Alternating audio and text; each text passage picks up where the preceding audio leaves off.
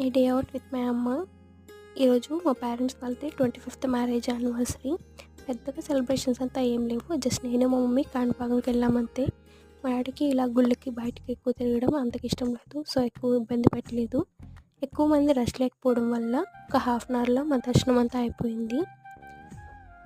Happy wedding anniversary mummy and daddy.